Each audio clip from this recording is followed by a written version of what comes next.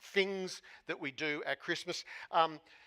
We went out for dinner on Wednesday night with Louise's KYB group, and one of the things we had to do was like a trivia questionnaire thing. I should have read my sermon notes better before I did that, because some of what was on that is actually here, and I would have known the answer to that question back then if I'd read this earlier. But anyway, did you know that in one of the traditions in Japan for Christmas Day, do you know how they celebrate Christmas Day in Japan? It's a special meal. It's got a really unique Asian name, KFC. And yes, it means what you think it means. The tradition in Japan is that Christmas Day lunch, like we have our hams and we have our prawns and we have our turkey and we have all the stuffing and all the trimmings and all that sort of stuff. The Japanese, the delicacy for Christmas Day is to go to KFC. They will pre-order their KFC for Christmas Day. How's that for a tradition? In Sweden, they celebrate the Yule goat. I'm not sure what they do with the Yule goat, but I'm also aware that in Romania, it's tradition to dress as a goat. So I don't know what Romania and Sweden, like if they ever hooked up together at Christmas time, that could be messy. But they're traditions. What are the traditions that you have for Christmas? Our family tradition is we have a not-so-secret Santa. So you buy for one person in the family, but everybody knows who's buying for everybody. So that way you don't double up or you know whatever. And there's rules around that. But it's a not-so-secret Santa in the Muller family, and that works. But we all have our own traditions and our own things that we do as part of Christmas. But this year we want to celebrate the fact that we have an unusual king, a king who has become one of us. The Word has become flesh. What do you think of when you think of kings? Do you think of, well, I guess for us, our most likely thing is we think of King Charles, right?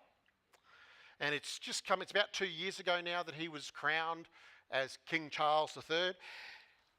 He wore that thing on his head as part of the coronation. That's the St Edward's crown. And I'm reliably informed that that thing is worth a cool £400 million. That's about 812 million bucks in Australian dollars. Can you imagine what it must be like walking around with the best part of $1 billion on your head? It apparently, it weighs about 4 kilos or something or other too. You'd have to practice your neck muscles to be able to wear it. But when we think of kings, we think of this kind of opulence, don't we? We think of jewels and we think of gold and we think of all of this stuff and the majesty that comes with being a king. Massive big diamonds and jewels and all that kind of stuff. But Paul tells us something different about the king that we celebrate at Christmas. In Philippians chapter 2, verse 7, he says, "Rather, Jesus made himself nothing, taking on the very nature of a servant, being found in human likeness." You see, we have an unusual king. He's a king that is humble. He is a king who gave up all of the majesty of heaven. If we think King Charles has got it significant, if we think he lives a rich, opulent life, I must say, 2019, Louise and I had the privilege of going to the Palace of Versailles in France, and I've got to say, walking through that place, it's no wonder they chopped their heads off. Because like anything that stood still, surely for more than about 3 seconds got covered in gold. Everything was covered in gold and tapestries and paintings. It was obscene in the amount of opulence and wealth that existed. That's nothing compared to heaven. And Jesus, our King, was prepared to give that up to come down to earth, to engage with us, a humble king who emptied himself and gave his life for us. He didn't hold on to anything that was of the experience of heaven that was rightfully his. He emptied himself and gave his life for us. See, this is unusual because in the Roman world, the historians tell us that like kings today, they like to flaunt their wealth, they like to flaunt their authority, they like to flaunt their power. To be a leader, to be a king, to be an emperor, to be somebody in authority, you exercised that. You made laws and you made decrees. You showed everybody how mighty and how powerful you were by your wealth. But Jesus isn't like that. He emptied himself and gave his life for us. Maybe that's the kind of humility we need in our world. That we might empty ourselves of our own self-importance and give our lives for the sake of somebody else. Now, I'm not necessarily saying you need to die. That's not what I'm saying. But to live our lives in service of others, to give to others, not because of anything we get out of it, but simply because that's reflecting Jesus, our King. So I want to ask you the question, what might that look like in your world this week? How might your world, your life, look different this week if you were to make that conscious decision that this week you were going to empty yourself of your own self-importance and deliberately and intentionally live to give to somebody else? Whatever that looks like, whatever that needed to be, how might your life be different this week if you did that? Have a think about it. But the second thing about our unusual king is that our unusual king moves into our neighbourhood. The Word became flesh, John tells us, and dwelt among us. Eugene Peterson, in his translation of the Bible, the Message, puts it this way, said, the Word became flesh and blood and moved into the neighbourhood. Jesus bought the house next door. Jesus came and lived with us. The word that John uses to dwell amongst us in the Greek literally means he pitched his tent with us. He took up residence. This is where he chose to live. Now think about it. How do you reckon you'd go if King Charles decided that he was going to move into the house next door to you? Yeah, maybe you wouldn't mow the lawn. That'd be nice. But that's not something we would expect King Charles to do. He's used to living in these massive palaces and having several of them that he can choose to live in. He's used to having butlers and servants and a whole bunch of people, all his staff, to look after him. What would it be like if he moved in next door? If he came to live in our neighbourhood? God became flesh and dwells with us. God came and moved into our neighbourhood.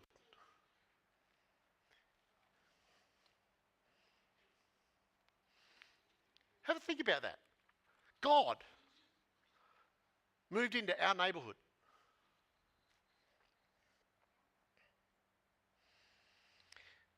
That means that he made himself available to all of the stuff that happens in our lives. I'm not sure the last time King Charles had to put up with a flood through Buckingham Palace. But it's not all that long ago that we had a flood in Warwick. I know the Queen had a fire in Buckingham Palace at one point. Just one little room, but when was the last time King Charles had a bushfire? Or a drought? When was the last time he was unemployed?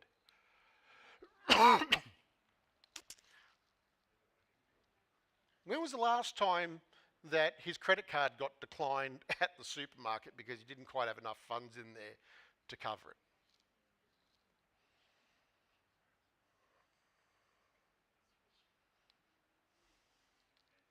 When was the last time King Charles got a speeding fine? got that lovely photo of his car in the letterbox. But that's what it means for the king to come and live in our neighbourhood. He comes to experience all of the stuff that is a normal part of our lives. Hopefully the speeding fines aren't part of your normal life, but like the rest of it kind of is. That's our existence, isn't it? We live with the realities of a finite budget and limited resources. We live with the realities of storms and floods and droughts and fires. We live with the reality of a neighbour who throws a party at 2 a.m. over the back fence and you can't sleep. That's what it means to be part of our neighbourhood. And Jesus came and lived among us and experienced everything that we experience.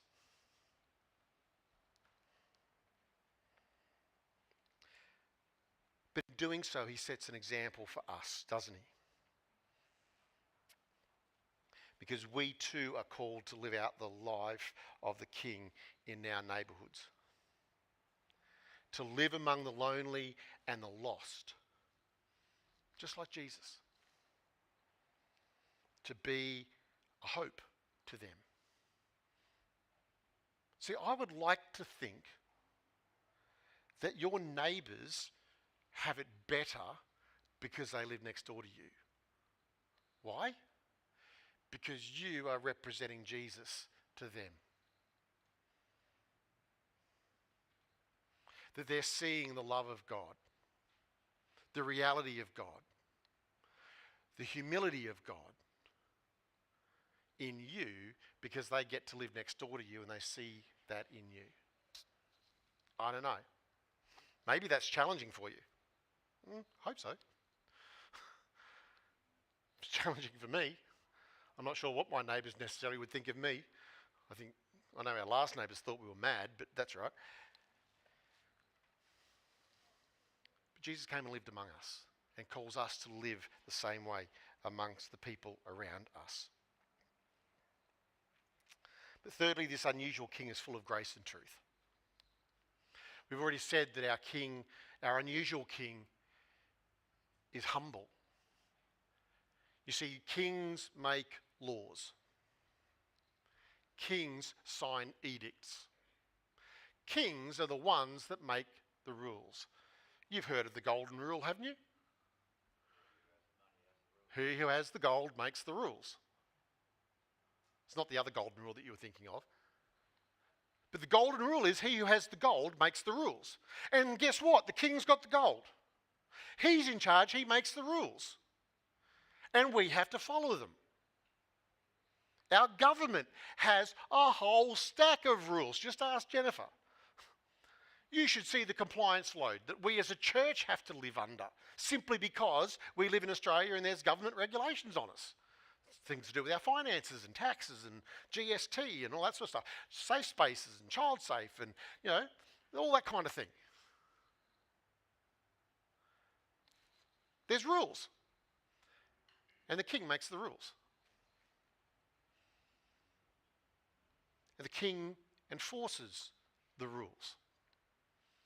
Because if you don't follow the rules, then that's when you get that lovely photo in the mail.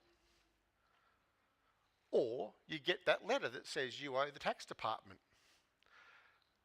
Or worst case, the police come knocking on your door and take you away in a lovely pair of bangles that happen to be connected together. We have to obey the rules. The king enforces the rules. But you see, this king, this unusual king, Jesus, didn't really do that, did he? When he encountered a woman at the well who'd had 5 husbands and was actually living with a bloke who she wasn't married to and was an outcast in society as a result, what was his response to her? He didn't enforce the rules. He showed grace and love. He pointed out the truth. He told her the truth, and she was convicted by that, and her life was changed as a result. But he didn't enforce the rule. When the leaders of the church, of the temple dragged a woman in front of Jesus who had been caught in adultery, literally caught in the act. My question is, where was the bloke? But like, they've got the woman. They wanted to enact the law. That was to stone her to death. What was Jesus' response? Let he who has no sin cast the first stone. Jesus bent down and wrote on the dirt. Again, it's one of those things I'm going to ask him when I get there. When I get to heaven, I want to know, what was he writing in the dirt? Like, what was that? Was it the names of the people around? Was it their names and their sins? Was it like, what was it? We don't know. I'd like to ask Jesus when I get to heaven. My guess is I probably won't think of it, but that's okay. But what was Jesus' response to this woman? All of her accusers disappeared. And he said, I don't condemn you either, but go and sin no more. Jesus was prepared to show grace and truth. He came to identify with us. He came to be with the least, the last, and the lost. He came to show grace and truth to us. He came to be one who said, you know what? I'm not going to condemn you, but rather I'm going to provide a way for you to have your sins forgiven. I'm going to provide a way for you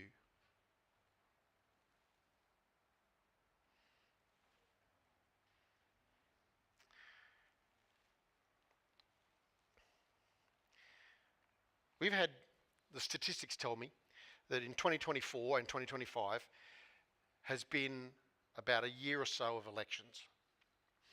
Something like 80 countries around the world have had elections in the last 12 to 18 months. Australia's one of them. We had a federal election this year.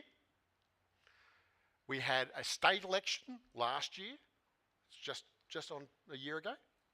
So there's been all these elections where we've got to choose a leader. Now, I don't care what you think of the leaders. I don't care what you think of the leaders in Australia. I don't care what you think of the leaders in America or anywhere else in the world for that matter. But I just want to ask you the question. As you look at the leaders of the nations around the world, and as you look at leaders even closer to home, within Australia and within our own communities and all that sort of stuff, as you look at leaders, are they the sort of people you really want to follow?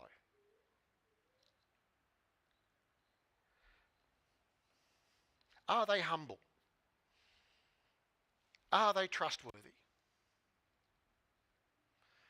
Do they seek the best for the next generation so they can flourish? You see, Jesus is our unusual King who came to identify with us. He came to be a king who moved into our neighbourhoods.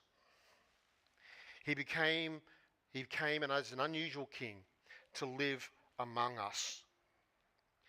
And he came as a king who wasn't here to be served, but to serve us. Jesus is an unusual king. He's not what we normally think of. I'm going to play a video and then we'll come back and wrap up.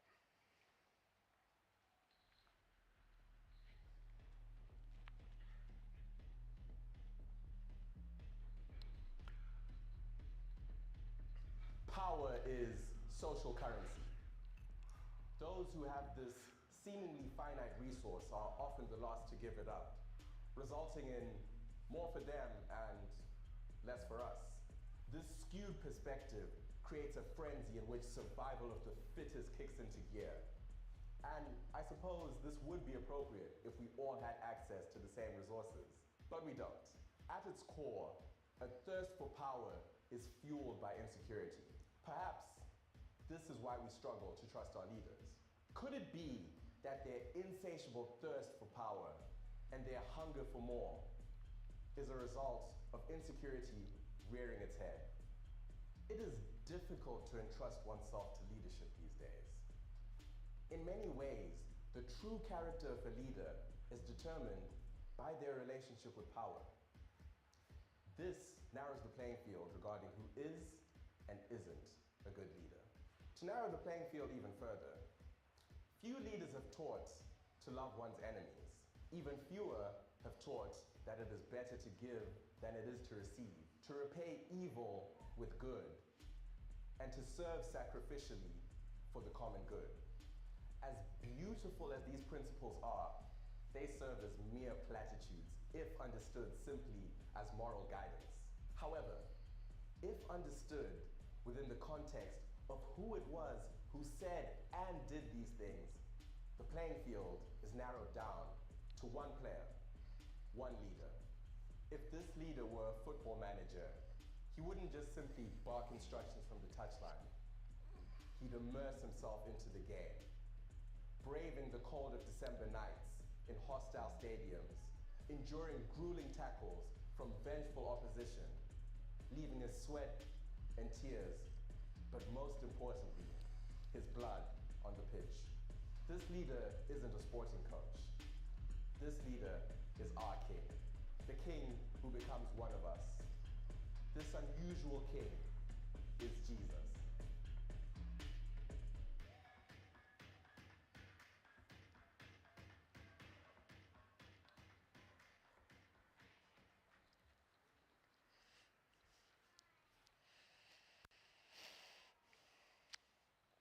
Jesus calls us to an unusual way of life.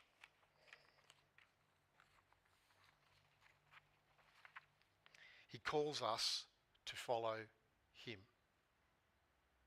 He calls us to live as he did.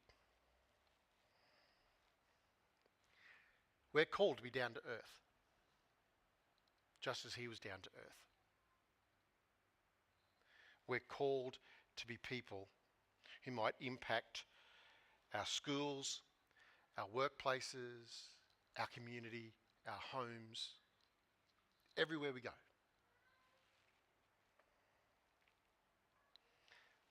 So how might our town be different if this year, as part of our preparation for Christmas, we made it our goal to learn to live like Jesus? How might that be different? I want to give you some practical ideas.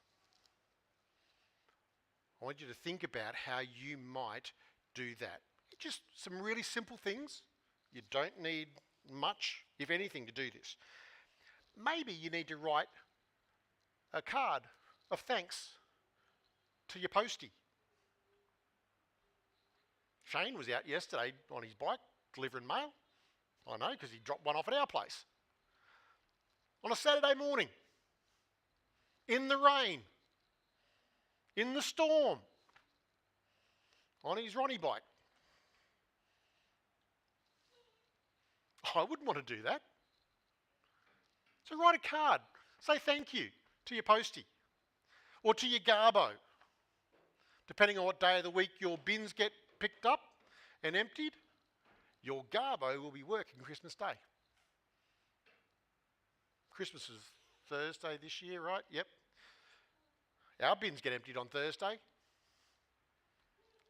So our garbo is going to be working on Christmas Day.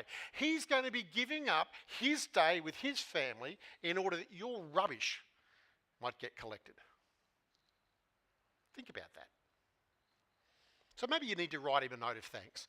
I'd probably draw the line of giving him a six-pack. I mean, that's an Aussie thing to do, but yeah, you may want to think about that. He's driving a truck after all, come on. But think of something to say thank you to those that will serve you this Christmas. And it can be as simple as forget the self-checkout at Woolies or at Coles.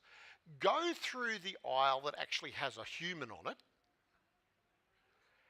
and when they've served you and they've done your checkout, say thank you and wish them a Merry Christmas and tell them I hope you have a great day.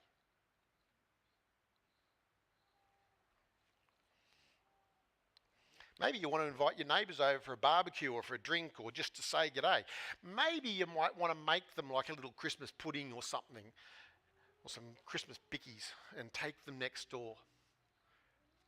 Just to say Merry Christmas to your neighbours. Just to say, hey, thinking of you. Glad you're my neighbour. Here you go. Maybe you don't know your neighbours, and here's the opportunity for you to actually get to know them.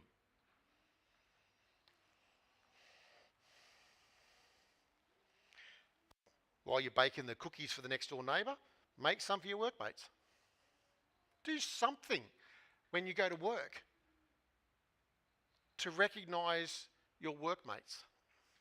Now, okay, I know some of you work for Wickham's and there's thousands of you.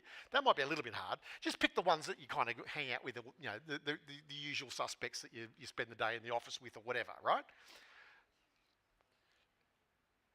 But do something to express love and grace to those that you work with. Use your imaginations, people. That's what God gave them to you for. Have a think. Because you know where you're going to be this week. You know what you're going to be doing. You know who you're going to be relating to and who you're going to be spending time with. You know what they like and don't like. Use your imaginations.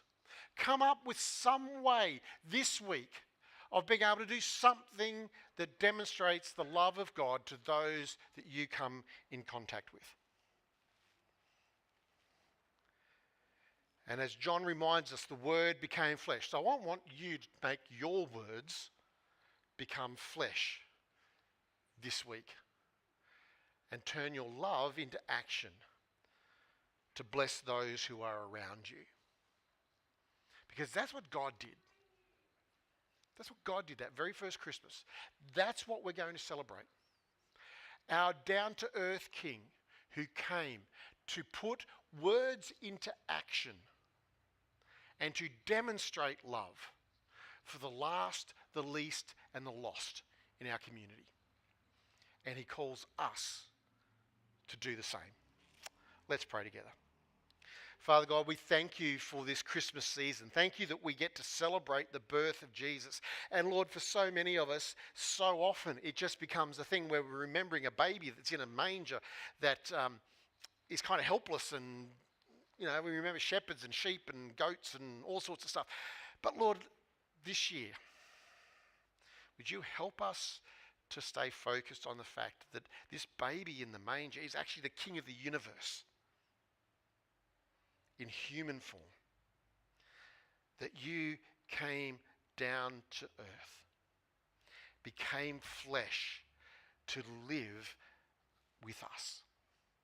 Emmanuel, God with us. Father, thank you that that was a demonstration of your love, of your grace, of your mercy. And Father, thank you for the challenge that comes, that if we're going to be serious about following Jesus, then you call us to demonstrate love and grace and mercy in the same way you did to the people around us. So Lord, I want to pray that you give us imaginations this week, that you'd give us a heart this week to do something for someone that would demonstrate your love to them in a really practical, down-to-earth way, so that we might share the love of Jesus and we might reflect him, and to do that well. Thank you for your help in that, Lord. Thank you that you're the one that causes that to happen in us, and we give you the praise and the glory and the honour for what comes from that, for Jesus' sake. Amen. Thanks, Inter.